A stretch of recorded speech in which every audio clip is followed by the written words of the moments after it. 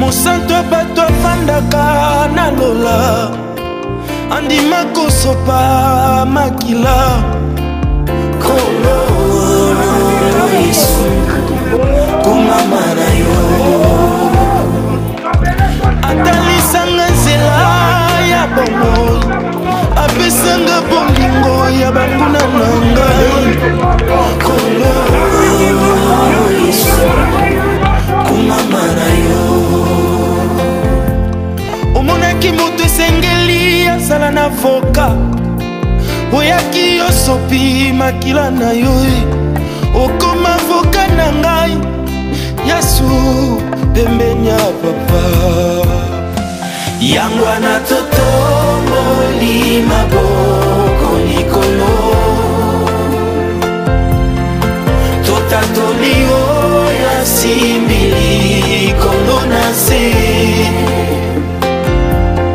suki ya pembe kobima te na moto na ye oaza nzambe kumama kolo kumama kolo kumama kolo mosusu ezali te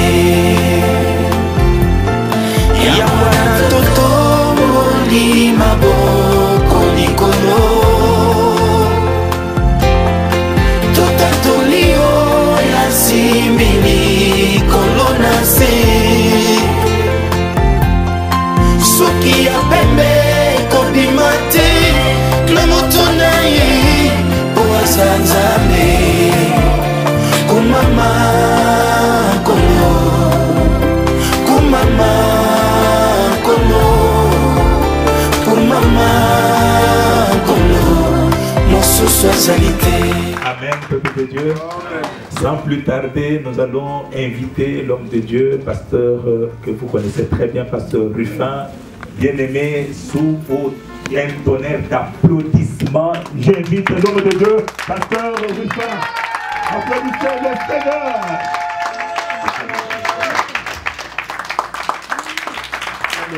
Bien-aimé, je suis dans la joie de me retrouver au milieu de vous. Alors, mes bien-aimés, donc je suis dans la joie de me retrouver ici. Alors je prêcherai également pour vous rendre l'ascenseur.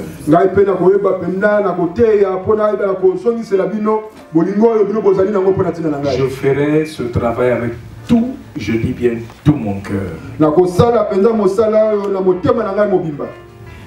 Et je ne prêcherai pas ici, mes bien-aimés, pour vous démontrer que je suis quelque chose. Mais je vais travailler simplement dans ma grâce. Vous savez, quand vous êtes invité quelque part, vous travaillez sous l'onction de quelqu'un qui est berger, leader de cette église.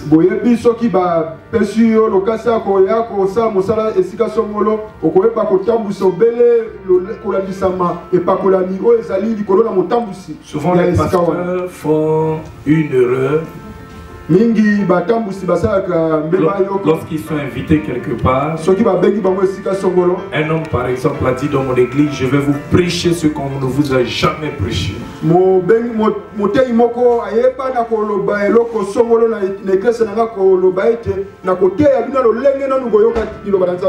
Pourquoi je commence par là? Parce que souvent, lorsque nous recevons un homme qui vient d'ailleurs, il vole même parfois le cœur des fidèles.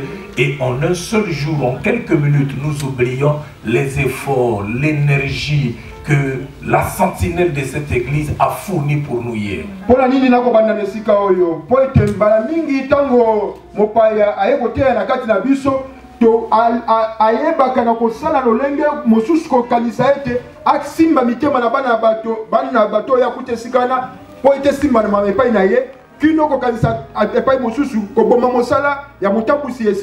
L'homme a une mémoire courte, mes bien-aimés. Nous oublions facilement ce qu'on nous a fait. Nous venons malades, Nous avons reçu la guérison. Nous venons stériles, nous avons reçu la fécondité. Mais le plus souvent, en quelques minutes, nous avons tout oublié. Je ne viens pas ici voler le cœur de quelqu'un, mes bien-aimés. J'ai mon peuple que je gère.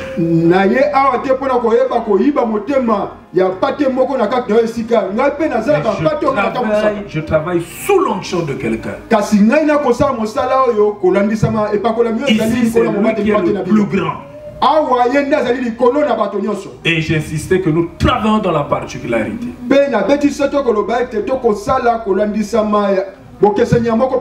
Est-ce que vous avez compris?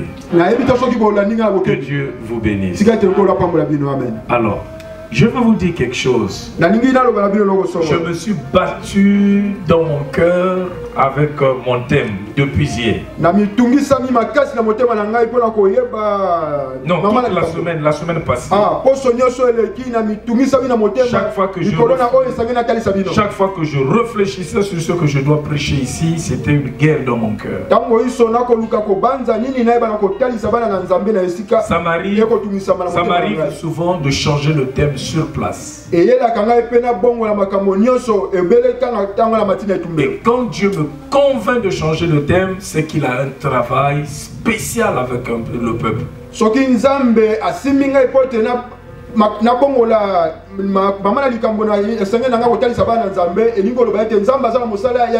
Chaque fois que je prenais mon document pour relire, je l'oubliais. Je voulais commencer, j'étais fatigué, je laissais.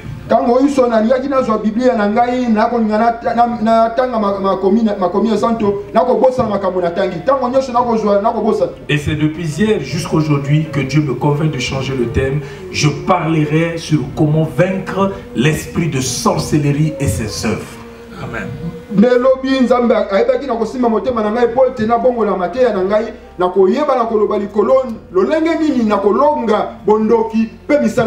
Dieu m'a dit qu'il a des délivrances à faire dans cette église, dans des familles et dans l'église, mes bien-aimés.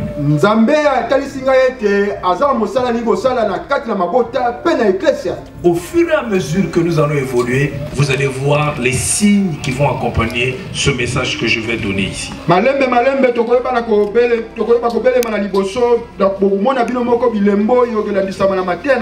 Comment vaincre l'esprit de sorcellerie et ses œuvres?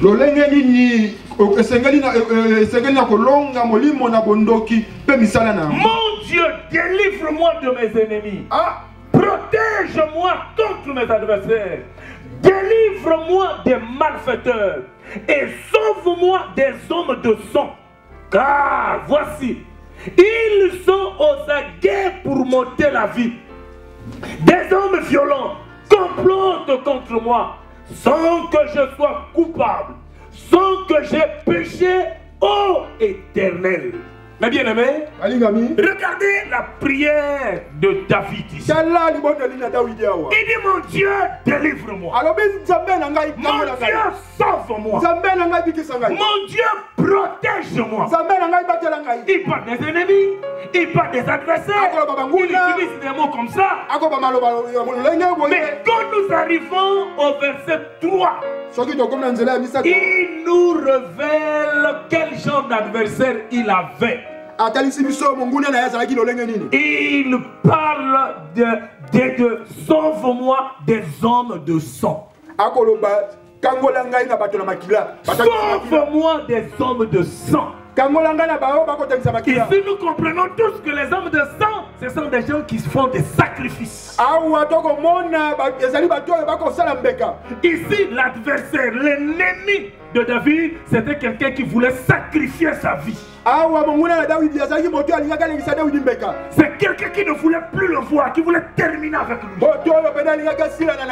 Il dit sauve-moi des hommes de sang. Je suis venu vous informer, dans vos familles, il y a des hommes de sang. Chacun de nous ici a un adversaire. Dans nos maisons, il y a des hommes de sang. Dans nos maisons, il y a des sangs de sang. Nous hébergeons aussi des sangs de sang. Nous allons les dévoiler toutes ces semaines. Les sangs de sang sont partout. Je veux dire à quelqu'un, j'insiste. Il n'est pas peut-être loin de toi. Il n'est pas peut-être loin de toi. Il mange avec toi. Il est peut-être ton confident. Il est peut-être celui qui te donne les éloges tous les jours. Ici, Saoul, c'est quelqu'un qui avait choisi lui-même David. Qui avait invité David. Mais c'est un homme de sang. Un homme de sang. Alors David dans sa prière ajoute, car voici, ils sont aux aguets pour m'ôter la vie. Il y a des gens qui attendent tes erreurs. Qui attendent que tu fasses un faux pas pour mettre leur griffe sur ta vie, pour ôter ta vie. Ils cherchent seulement un faux pas pour ton compte. Une petite erreur. Parfois des questions qui te posent c'est pour chercher une petite erreur. Parfois des appels téléphoniques, ils cherchent une petite erreur. Ici David était élevé. Les gens chantaient pour lui. Et or qu'on a commencé à chercher un faux pas pour ôter sa vie. La Bible dit, des hommes violents complotent contre moi. Il y a certainement des complots tout autour de ta vie, mais tu ne sais pas. Nous allons le dévoiler toute cette semaine. C'est sang de sang. Et ce qui me touche ici, il dit, les hommes violents complotent contre moi sans que je sois coupable, sans que j'ai péché. Bien-aimé, le diable ne sera pas derrière ta vie seulement lorsque tu as péché. Il ne sera pas derrière ta vie seulement lorsque tu as fait un faux pas. Non. Il peut te créer les histoires. Tu rentres en toi, tu cherches qu'est-ce que j'ai fait dans la vie pour mériter ces choses. Un jour arrivera, dans ta solitude, tu te poseras la question, qu'est-ce que j'ai fait? Un jour arrivera, dans ta solitude, tu verseras les larmes, tu regarderas le ciel, qu'est-ce que j'ai fait? Je dis à quelqu'un, le diable est méchant. Le diable est méchant. Alléluia. Amen. Et laissez-moi vous donner la définition maintenant. Qu'est-ce qu'un esprit de sorcellerie?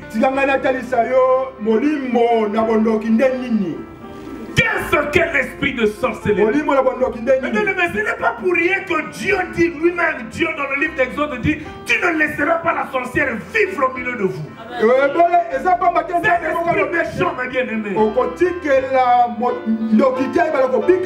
Il détruit sans pitié. Il peut te laisser par terre pendant que tu as fourni les efforts pendant des années. Il peut détruire ta réputation en une seule journée. Il est méchant, mes bien-aimés. Ce n'est pas pour rien. Dans Galates 5, verset 10, Paul dit, celui qui vous trouble, quel qu'il soit, emportera sa peine. En lingala on dit Aoutawap. Il faut fouta. En français, cela veut dire qu'il soit de ma famille, qu'il soit de ma tribu, il en paiera le prix. Il faut fouta. Lui avec moi, il en paiera le prix. Je suis à l'objet, pardonne-leur. Quelqu'un d'entre vous dans son cœur pourra se dire, mais ça c'est quel évangile? Jésus a dit, pardonne à tes ennemis. Tu ne connais pas l'évangile? Pardonne-leur car ils ne savent pas ce qu'ils font. Mais les sorciers savent.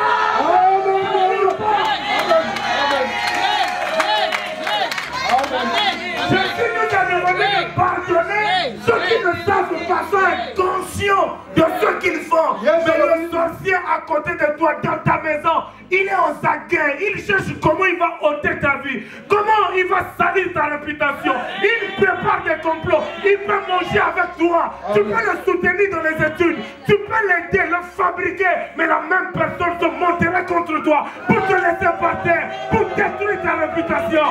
Oh, voilà pourquoi Dieu insiste, il dit, tu ne le laisseras pas vivre au milieu de vous. Amen. Quand ça la confusion, c'est la moto là, yo sur le baki, on lit mais ça des motos, il y a des quand ça le mot à ben, kasi donc il y a ma belle à ça comme ça là. On s'en va lobby, on continue à monter la moto. Il faut lire ça. Il faut c'est quel évangile? Oh, là ça m'a l'air moi bien. Ça c'est pas l'évangile que moi je prêche. Oh, ça m'a l'air moi. L'apôtre Paul dit. Celui qui vous trouble, quel qu'il soit,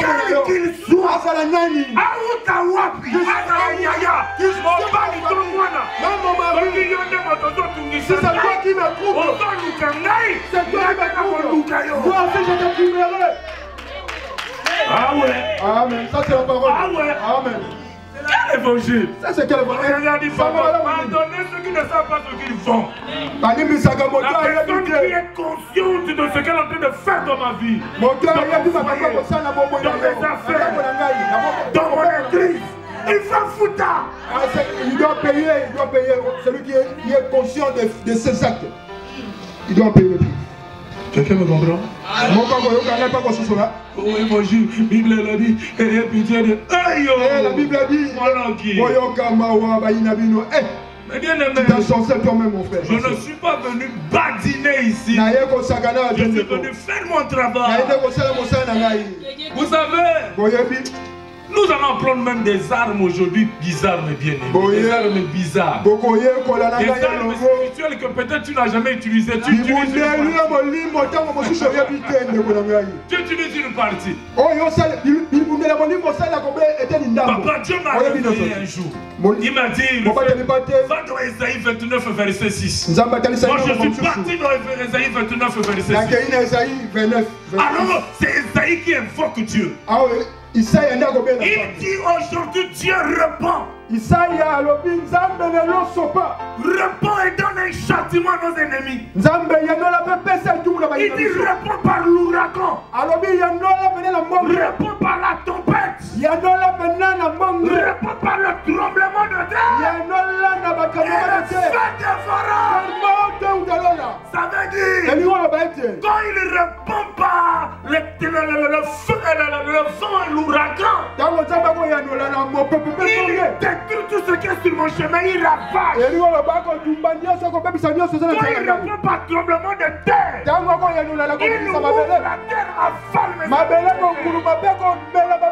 Quand il répond par le feu, il brûle mes ennemis. Les avions de nuit, là où ils se rassemblent, le feu descend. Je dis cette semaine, d'où qu'il vienne, je suis de ma famille, la tempête,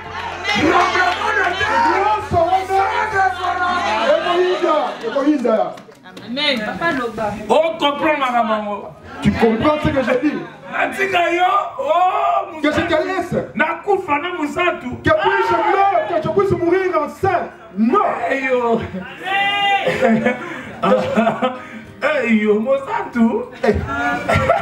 La sainteté, bien aimé. Que je mette dans ma sainteté et que l'ennemi se réjouisse. Tu me cherches, je te cherche aussi à mon tour. Eh bien, mais si vous lisez la Bible est pleine de contre-attaques. Amen.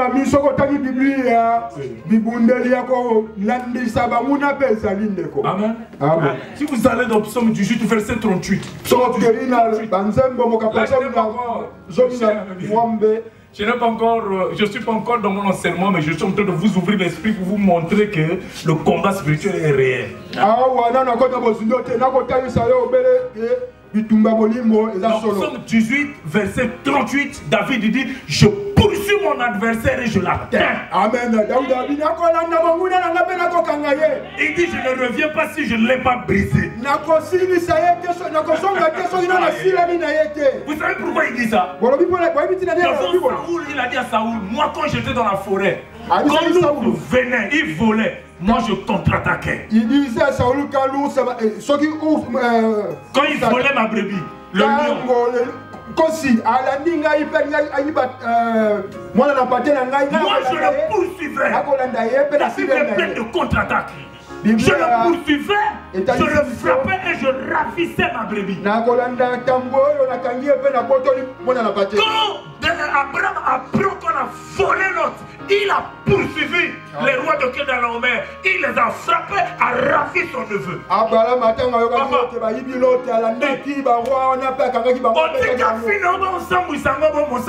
Bien-aimé, poursuis ton adversaire, tu le frappes. Tu te laisses faire, ta vie est devenue misérable. Poursuis tes adversaires. Nous entrons cette semaine dans l'opération. Tu me cherches des ennuis, je te recherche à mon tour. Tu me laisses la paix, moi aussi je te laisse la paix. Tu me cherches la guerre, moi aussi je te combats. Amen. Le temps arrivera, je vais vous faire des grands témoignages. Comment est-ce que j'ai affronté des sorciers pour dire à un sorcier, tu m'as longtemps cherché, moi je te cherche maintenant.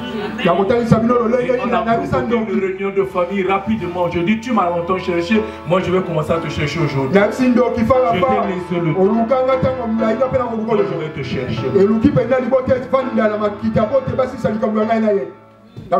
Ah oui. Maintenant tu me cherches. Pourquoi je suis calme avec ma femme? Tu rends ma femme stérile pendant 2 ans et demi. Ma femme ne dort pas. Les mêmes rêves qu'elle fait, c'est les mêmes rêves que moi je fais. Tu me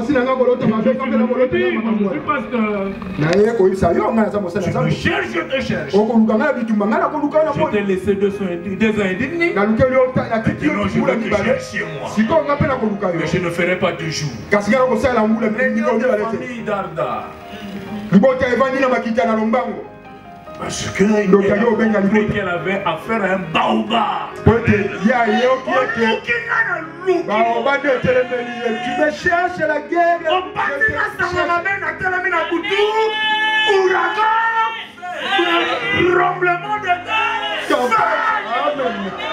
Tu me cherches la bagarre, je te cherche pendant la nuit. J'envoie le feu, je sème le vent et je largue l'ouragan. Comme toi.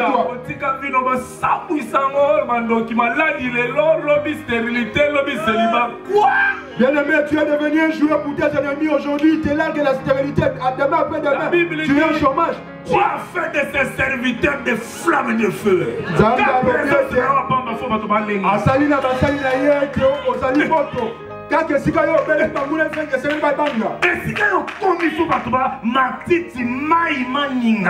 où tu te tiens, les feux, les herbes doivent trembler. Amen. Je suis en transe, je vais. Semaine Oyomema. Cette semaine amène à tous ceux de ta maison. Dis à ceux de ta famille qui viennent entendre ce que je suis en train d'annoncer. Tous les jours accompagnés des grands témoignages. Je vous annoncerai tout au long de cette semaine de grandes choses que le diable fait dans nos vies. Mais bien aimé, qu'est-ce qu'un esprit de sorcellerie? Bien aimé, c'est quoi? L'esprit de sorcellerie était l'esprit du sorcier, qui est aussi appelé esprit humain. C'est l'esprit de sorcellerie, c'est cet esprit qui anime le sorcier. En fait, le sorcier c'est un esprit, mes bien-aimés. C'est un esprit qui l'anime. Vous pouvez le reconnaître par ses œuvres. Alléluia. C'est tout un esprit qui l'anime. Quelqu'un a chanté, bon, mes bien-aimés, il y a un homme qui a chanté, c'est une chanson que tu connais. Si tu ris,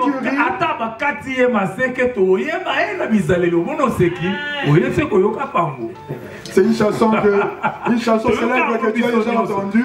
Même si on lui arrachait les cornes, on les reconnaissait pas.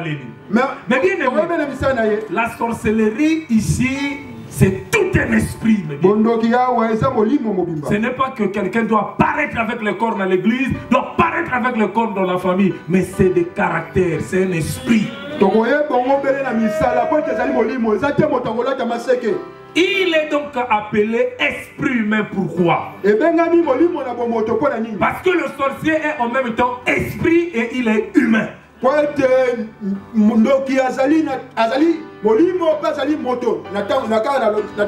Il a le pouvoir satanique qui lui permet de sortir de son corps physique et d'aller en sorceller par exemple à Londres.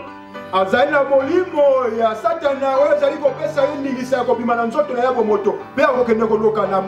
a aussi la faculté d'agir intelligemment dans le monde physique comme un humain. Il est donc esprit et il est humain. Il peut sortir du corps en esprit et il va quelque part, il va faire sa sorcellerie, mais le corps est resté sur le lit. Il peut aussi, en tant qu'humain, agir lorsqu'il est au milieu de vous. Mais bien aimé, il peut causer des dégâts. En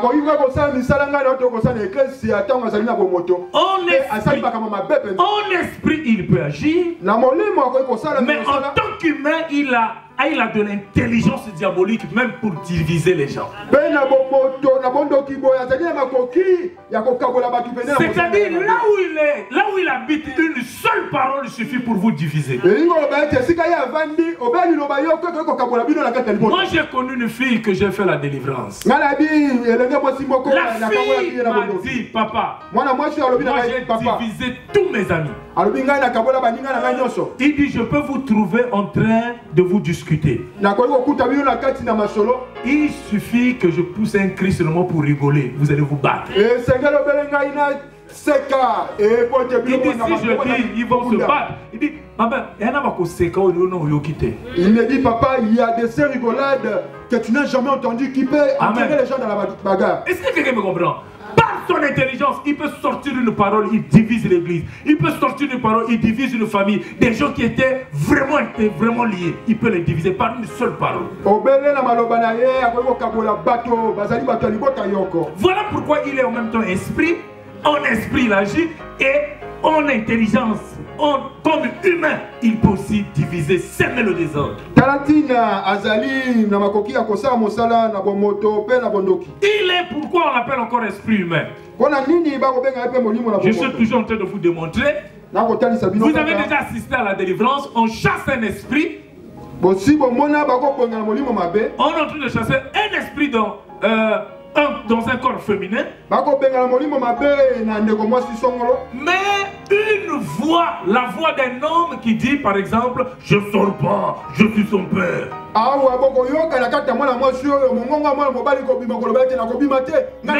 C'est aussi quelqu'un qui existe, qui est par exemple à Kinshasa, mais il parle ici en Belgique.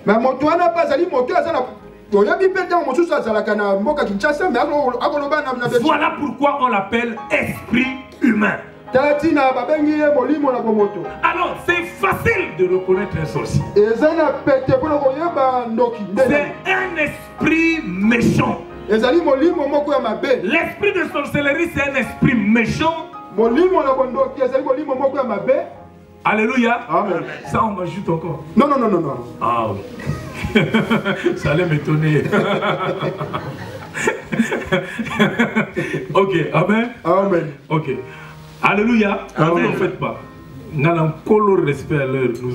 Bon, ça c'est entre nous. Amen. Amen. Amen. Alors, mes bien-aimés, l'esprit de sorcellerie est un esprit très méchant, qui est caractérisé par la jalousie. Je parle de la jalousie extrême,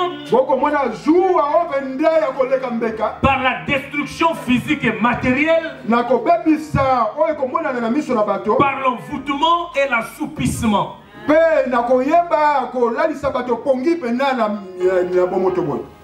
Et aussi l'envoûtement. Ok. Alléluia. Amen. Donc nous allons voir ces choses qui caractérisent l'esprit de sorcellerie. Premièrement, la jalousie extrême.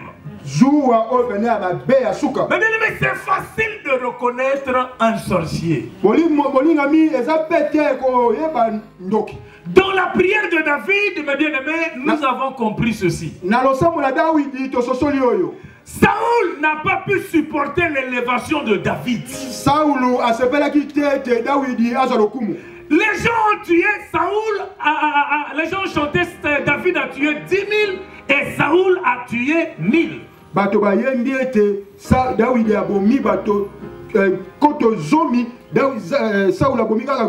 L'esprit de sorcellerie manifeste une jalousie extrême. Là où il règne, il ne pourra jamais tolérer qu'on loue une autre personne. Alléluia. Amen. Sa jalousie est fondée sur une grande envie égoïste de tout avoir en même temps, mes bien-aimés, et à lui seul. Il veut qu'on parle seulement de lui. Seulement lui. Là où il est là où il réside, il ne veut pas qu'on loue une autre personne. Gare à quiconque aura mieux que lui. C'est-à-dire s'il est par exemple modérateur, il ne faudrait pas que le pasteur félicite une autre personne.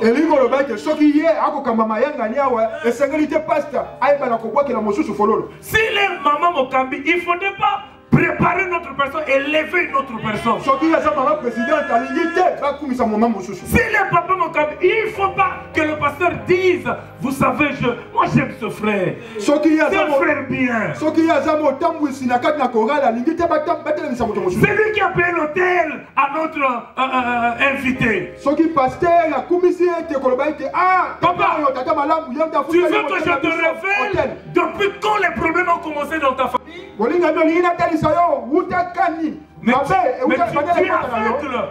Les problèmes ont commencé depuis le jour que tu avais annoncé tes fiançailles à Kinshasa.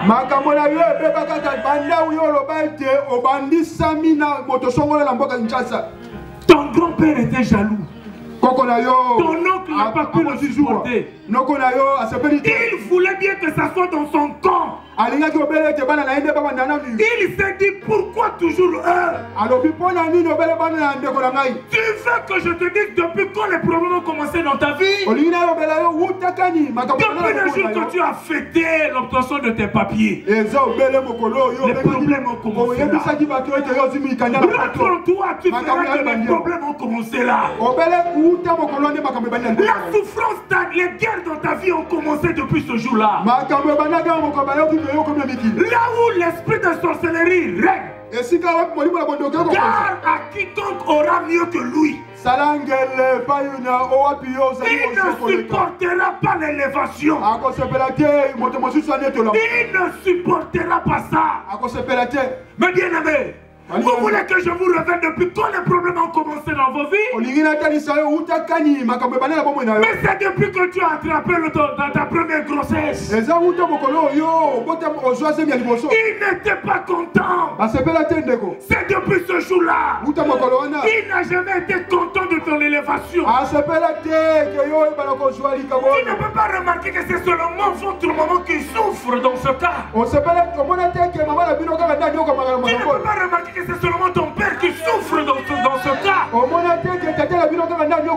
Marque un stop, vois un peu ta famille. de réfléchir. Tu verras que les mêmes choses que tu subis aujourd'hui, c'est ce que ta grande soeur subit. Alors, pourquoi toujours vous? Mais bien aimé, laissez-moi vous informer. Il y a des gens aujourd'hui qui souffrent pour des problèmes qu'ils n'ont pas cherché. Ou encore ils sont venus trouver des problèmes qui déjà existaient dans leur famille.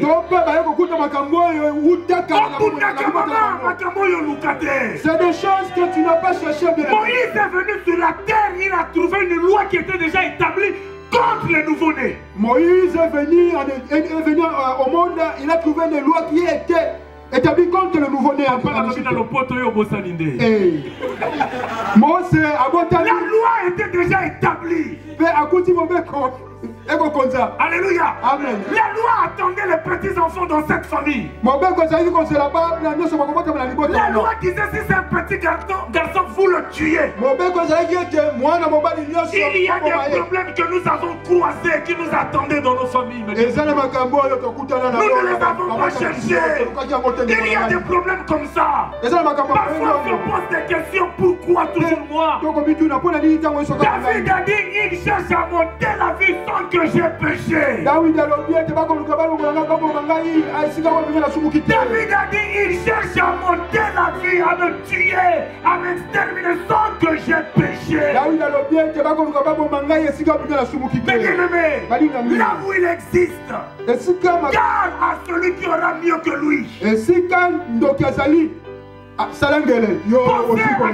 Pensez à Abel. Les deux étaient dans un même champ. La Bible dit Dieu a loué l'offrande d'Abel. Caïn n'a pas pu le supporter. La Bible dit ce jour-là, ils étaient dans un même champ. Et Caïn s'est jeté sur Abel. Nous pouvons travailler dans un même champ, mais nous ne sommes pas ensemble. Nous ne voyons pas dans la même direction. Nous pouvons être dans une même famille, nous ne sommes pas ensemble. On ne vous trompe pas. Alléluia. Nous pouvons être des amis, mais nous ne vous regardons pas dans une même direction. Maman, okomona mutu oyo yango kofunda yo zala na mukanete koto osalaka bambila baye ka mutu bouta kisasa bino mibale mokili ya mabe. Tu verras la personne qui ira t'acquisition auprès de la police comme quand tu n'as pas de papier, tu n'es pas régularisé. Uniquement la personne sur qui tu comptes. C'est mon méchant. Celui qui travaille dans le même champ que toi ne peut pas seulement être ton ami. Ils étaient dans un même champ. Nous pouvons évoluer dans un même champ, mais nous ne regardons pas dans une même direction. Pensez aux trois amis de Daniel. Quand le roi a découvert en Daniel qu'il avait l'esprit supérieur, la façon de comprendre les choses autrement, il a promis, dit je te lèverai au-dessus des autres. La haine a commencé. Ils ont commencé à fabriquer des histoires sur lui. Tout ce qui se raconte, ce n'est pas toujours vrai. Tout ce qui se dit de ta vie, ce n'est pas toujours la vérité. Ce n'est pas parce que ton adversaire a parlé le premier que c'est la vérité, non. Non, ce n'est pas parce que tu as commencé à parler le premier que tu détiens la vérité, non. Mais bien aimé, ils ont commencé à former des complots contre lui. Eh bien aimé, nous nous arrêtons là, non mais intervention rapide ya bomoinanga yotangisa kimba ya misonali